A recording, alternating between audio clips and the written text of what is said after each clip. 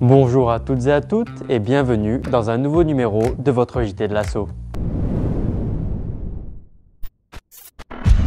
Une belle image pour commencer ce JT puisque c'est un enfant du club qui prolonge son contrat de 2 années supplémentaires. Chez les Noirs depuis maintenant 10 ans, Mohamed Loukia continue l'aventure pour son plus grand plaisir et aussi pour le nôtre. L'équilibre entre les performances sportives et les performances scolaires est pris très au sérieux par Provence Rugby. Le club veut former des joueurs aussi accomplis sur le terrain que sur les bancs de l'école. Dans cette optique, Frédéric Gracianet et Frédéric Barral recevaient les représentants de l'école Sport Entreprendre afin de leur présenter le projet du club en ce qui concerne ces jeunes joueurs. Frédéric Barral nous en dit d'ailleurs un peu plus sur l'ESE, cet organisme essentiel à la réussite de nos jeunes joueurs. École Sport Entreprendre, c'est une organisation qui a été créée à l'initiative à l'époque du parc et de la communauté d'agglomération du Pays d'Aix pour mettre en place un système de soutien scolaire pour les sportifs de haut niveau. Le rugby a été le premier club, la première activité à développer ce support.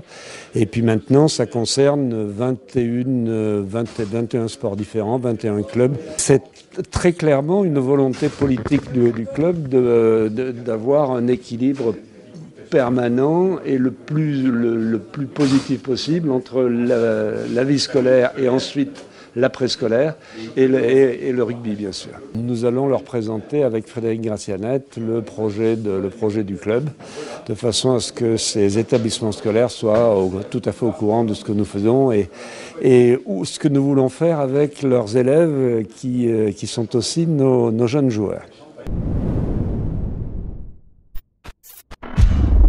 Une autre très bonne nouvelle pour le club et sa formation avec la sélection d'Adrien Varion en équipe de France U20.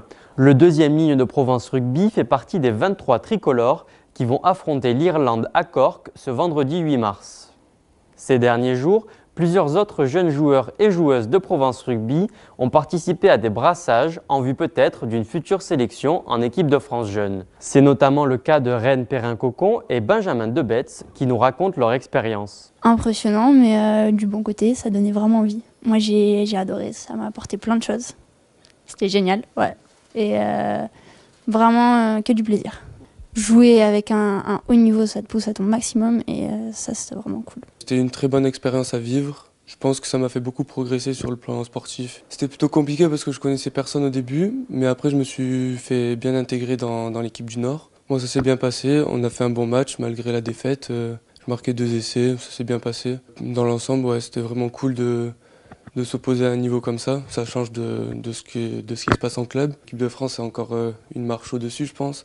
Mais c'est déjà une super expérience d'être arrivé là. Et je suis super content d'avoir vécu ça.